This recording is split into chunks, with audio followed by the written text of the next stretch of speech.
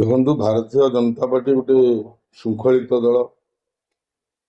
ଆପଣ ଦେଖନ୍ତୁ ପ୍ରଶାନ୍ତ ଯାଦବ କାଲି ଯୋଉ ବକ୍ତବ୍ୟ ଦେଇଛନ୍ତି, ଆପଣଙ୍କର ଥାନା ଉଡ଼େଇ ଦେବେ, କଲେକ୍ଟର ଅଫିସ ଭାଙ୍ଗିଦେବେ ଏବଂ ଏଭଳି ବକ୍ତବ୍ୟ ଜଣେ ଭାରତୀୟ ଜନତା ପାର୍ଟିର ଶୃଙ୍ଖଳିତ ଦଳର ଜଣେ ବିଧାୟକ କ୍ୟାଣ୍ଡିଡେଟ୍ ଏଭଳି ବକ୍ତବ୍ୟ ଦେବା ବଡ଼ ନିନ୍ଦନୀୟ କଥା।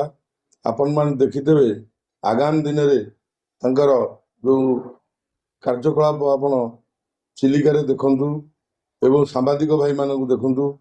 ଏଭଳି ବିଶୃଙ୍ଖଳିତ ଲୋକକୁ ଭାରତୀୟ ଜନତା ପାର୍ଟି ଟିକେଟ ଦେଇଥିବା ବଡ଼ ଦୁଃଖର ବିଷୟ। କିନ୍ତୁ ଆଗାମୀ ଦିନରେ ଯଦି ଏଇଭଳି ଲୋକ ଶାସନ ଭାରକୁ ଆସନ୍ତି ତାହେଲେ କ'ଣ ହବ ଖୋର୍ଦ୍ଧାର ଭାଗ୍ୟ ଆପଣମାନେ ନିଜେ ଚିନ୍ତା କରନ୍ତୁ।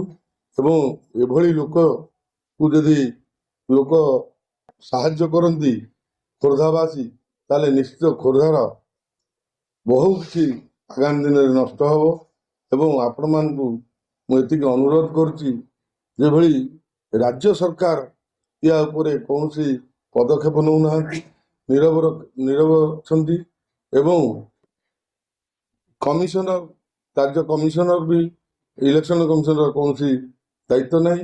ଆଗାମୀ ଦିନରେ ଦେଖନ୍ତୁ ଏହା ଭିତରେ କ'ଣ ଗୋଟେ ତାଙ୍କର ସମ୍ପର୍କ ଅଛି, ପ୍ରିୟାପ୍ତି ସମ୍ପର୍କ, କେହି ୟା ଉପରେ ନଜରକୁ ଆସୁନାହାନ୍ତି କି ଦାୟିତ୍ୱ ନେଉନାହାନ୍ତି।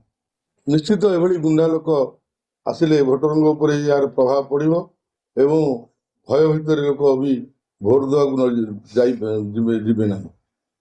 ହଁ, ନିଶ୍ଚିତ ପ୍ରଭାବ ତ ଅଛି, କାହିଁକି ରହିବନି। ନିଶ୍ଚିତ ଝାମେଲା ସେଠି ହେବାର ସମ୍ଭାବନା ଅଛି।